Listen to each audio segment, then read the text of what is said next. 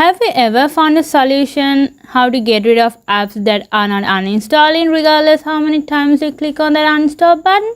Well, I got you covered. The link is in the description box. You just have to download and run the app.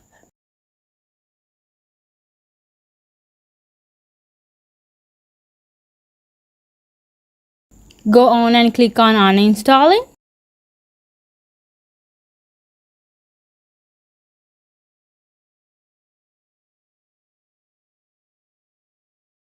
I will be uninstalling Party app. You can go on and uninstall the app you want, but it's just the same process.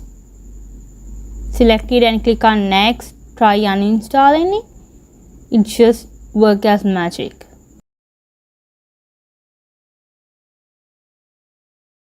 Let's go to settings to app and check whether Party app has been uninstalled.